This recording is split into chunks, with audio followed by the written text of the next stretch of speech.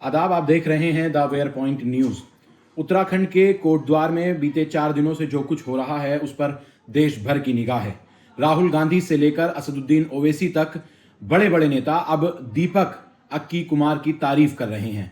वहीं उत्तराखंड पुलिस का जो रोल है उस पर जहां पहले से सवाल खड़े हो रहे थे, अब और उन सवालों के घेरे में पूरी उत्तराखंड की पुलिस और सरकार नजर आ रही है। जी हां, उत्तराखंड में जिस तरह से बाबा गारमेंट शॉप के एक मुस्लिम दुकानदार की दुकान पर बजरंग दल के कार्यकर्ता बाबा की शॉप का नाम बदलवाने के लिए पहुंचे थे, उसका विरोध दीपक कुमार अक्की ने किया था और बजरंग दल के कार्यकर्ताओं को वापस दौड़ा दिया था, जिसमें उन्होंने सीधे और साफ तौर पर यह कहा था कि इस तरह का माहौल कोटद्वार में मैं बिगाड़ने नहीं दूंगा और क्यों आखिर कोई मुसलमान बाबा नाम दुकान का नहीं रख सकता।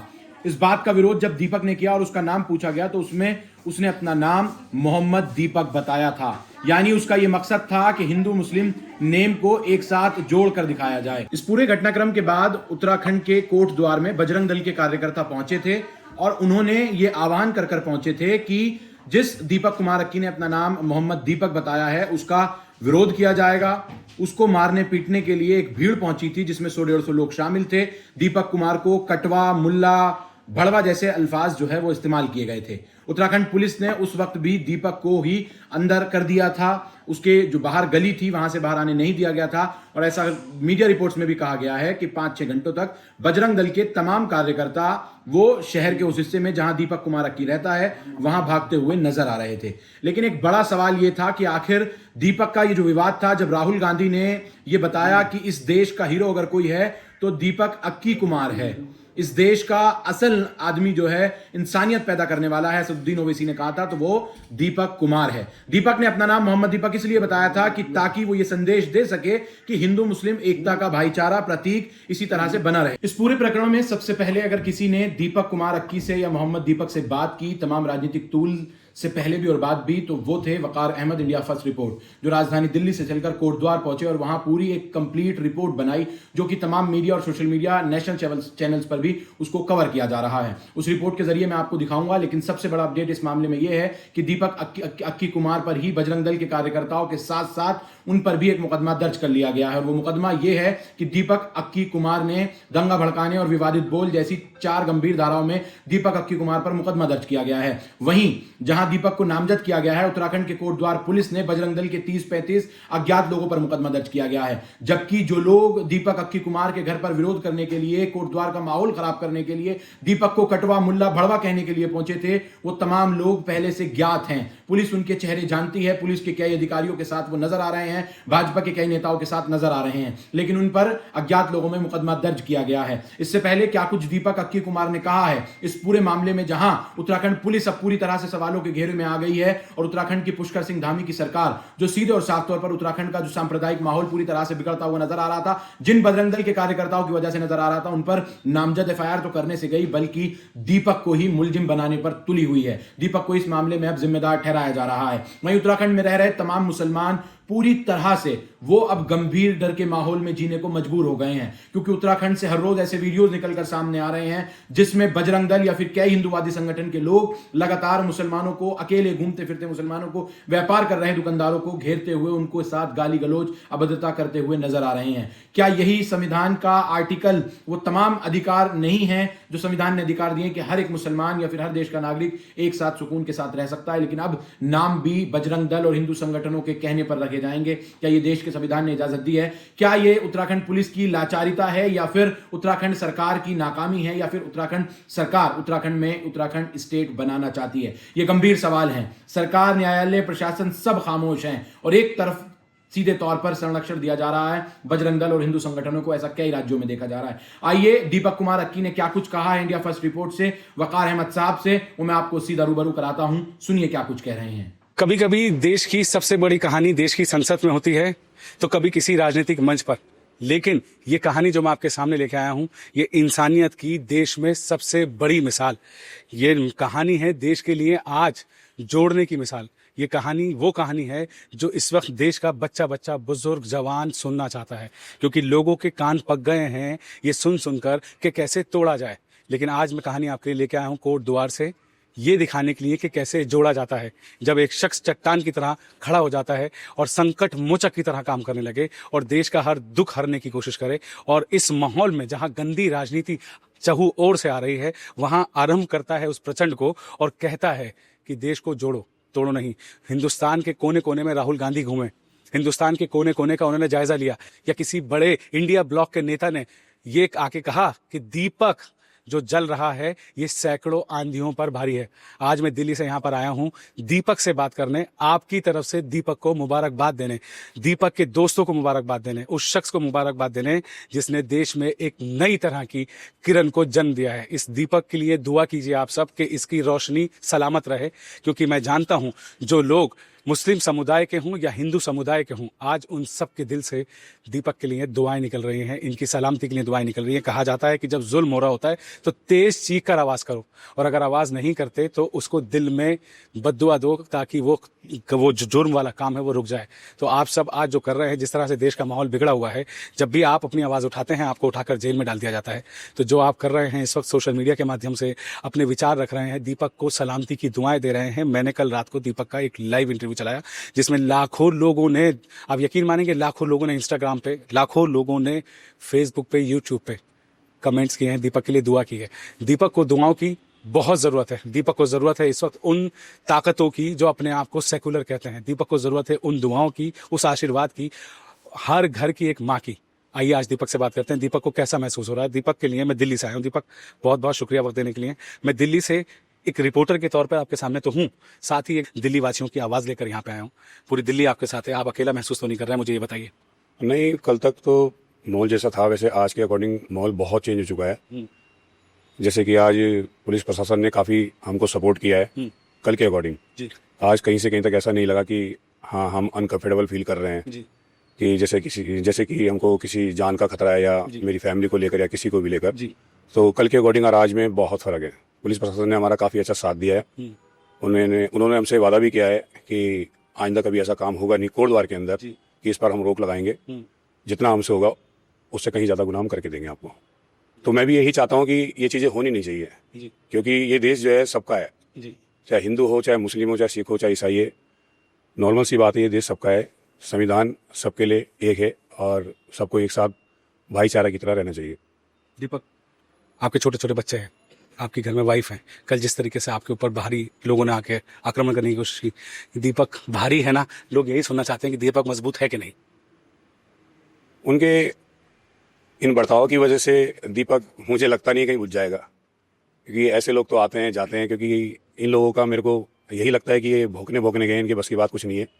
मगर ये है कि जैसे कि कल माहौल था कोटद्वार का, आज जैसा माहौल है कोटद्वार का, पुलिस प्रशासन ने हमारा काफ़ी सपोर्ट किया है।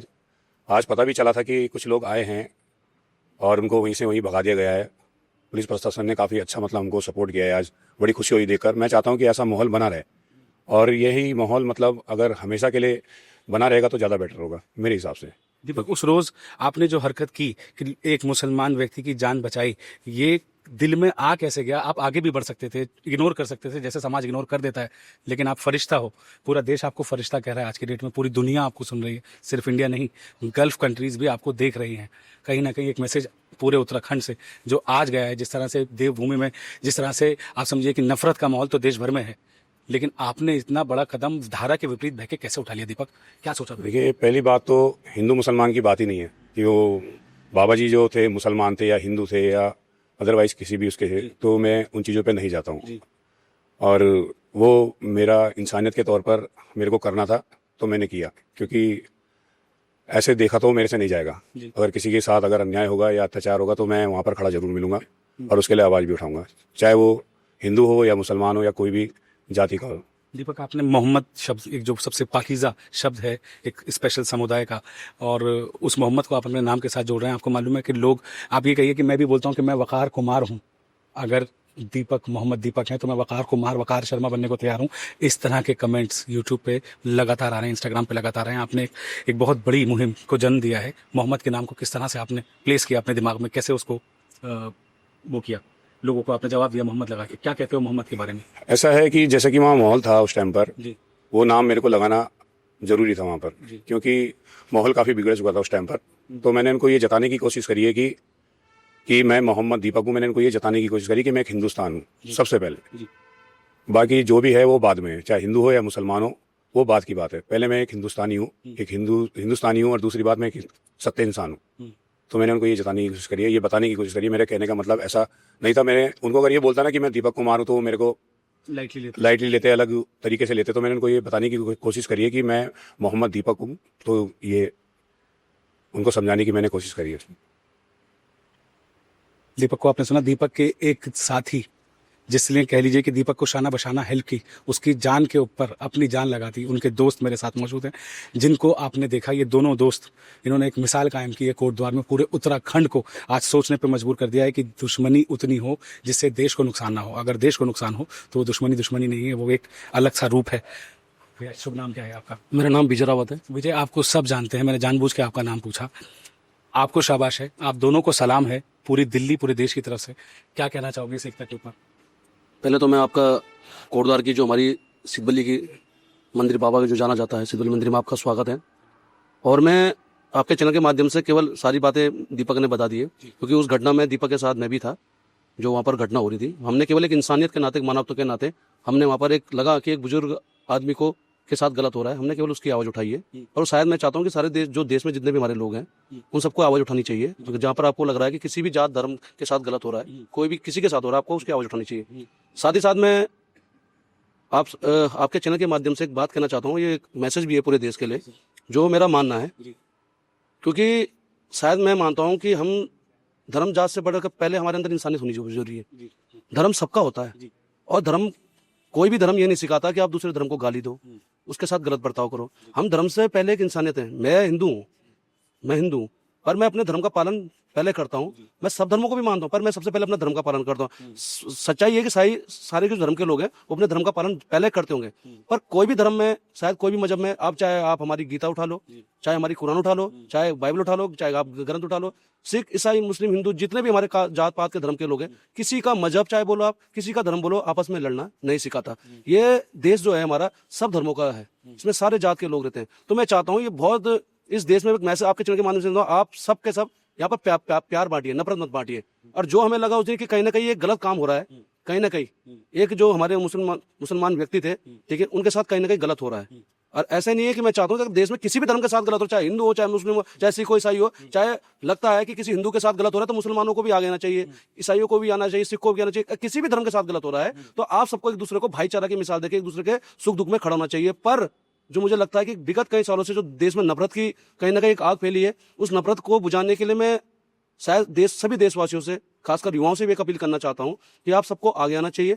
और ऐसे नहीं, आप शांति प्रेम से भी इस चीज को, अभी शायद कल दीपक के साथ एक घटना हुई, हमने उसमें भी कहीं ना कहीं शांति का कहीं ना कहीं हमने प्रयास किया कि इस देश में, और चाहे हमारे कोडर हो, कहीं माहौल नहीं बिगड़ना चाहिए। और हमारी आज भी एक अपील है कि कभी भी इस देश को कभी भी ऐसी घटना ना हो। आज भी शासन प्रशासन से दीपक अभी मिलकर आए, मैं भी साथ में था, तो उन्हें हमें पूरा आश्वासन दिया है कि अब आपके साथ ऐसा नहीं होगा, ना ही ऐसी घटना होगी। पुलिस प्रशासन ने काफी आज मदद की है दीपक के, और दीपक को आश्वासन भी दिया है, जो आपने वो तहरीर दी उसमें भी कोई खास में कार्रवाई होगी।